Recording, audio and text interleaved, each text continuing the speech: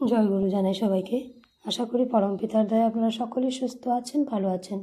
আমরাও পরমপিতার দয়ায় ভালো আছি। প্রত্যেকেরই দীক্ষা নেওয়ার আগে এবং পরে একটা মনের ভাব হয়। যেমন দীক্ষা নেওয়ার পর মানুষ যখন গুরুর শরণ নেয় তখন মনে মনে হয়তো ভাবে যে দীক্ষা নিয়েছি তো নিজের জীবনটাকে ভালো করার চেষ্টা করব, তাই না?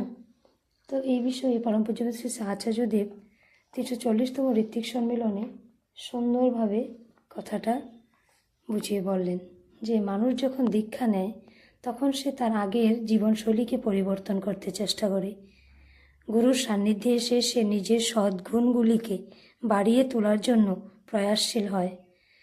গুরুর অপ্রিয় যা কিছু তার আগে পছন্দের ছিল সেগুলিকে এক এক করে জীবন থেকে দূর করতে চেষ্টা করে সে, কিন্তু সবগুলিকে পারে না।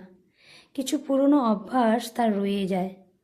অথচ জমি থেকে আগাছার দল সাফ না করে শস্য ফলানোর জন্য সার জল দিতে থাকলে সে অবাঞ্ছিত আগাছাগুলিও যেমন সার জল পেয়ে বেড়ে উঠবে, তেমনি আমরা যদি আমাদের কাম ক্রোধের প্রবৃত্তিগুলিকে ভিতরে পুষে রেখে গুরুর কাছে যাই তাহলে সদ্গুণের সঙ্গে সঙ্গে আমাদের সেই লুকানো অবগুণগুলিও কিন্তু পুষ্টি পেয়ে বেড়ে উঠবে অগোচরেই। মানুষের চলন তার পরিমণ্ডলকে প্রভাবিত করে।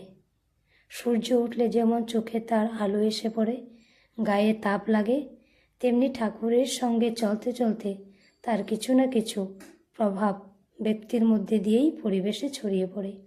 সেই ব্যক্তি তখন হয়ে ওঠে ঠাকুরেরই একটি ক্ষুদ্র প্রকাশ। আর সেই প্রকাশ দেখে চারপাশের লোকজন বলে, এই মানুষটাকে ভরসা করা যায়, একে দিয়ে ঠাকুরের কাজ হবে। গুরুর কৃপায় জীবনে আলো আসে, আর সেই আলোতেই আমরা ধীরে ধীরে নিজেদের অন্তরকে চিনতে শিখি। তাই কোনটাকে লালন করতে হবে আর কোনটাকে নিঃশব্দে অতিক্রম করে যেতে হবে, তাই নিজেদের জীবনের অন্তর্নিহিত গুণগুলির মধ্যে আমরা কোনটাকে লালন করব এবং কোনটাকে নিঃশব্দে অতিক্রম করে যাব সেটা একমাত্র পরমপিতাই ধরিয়ে দিতে পারেন।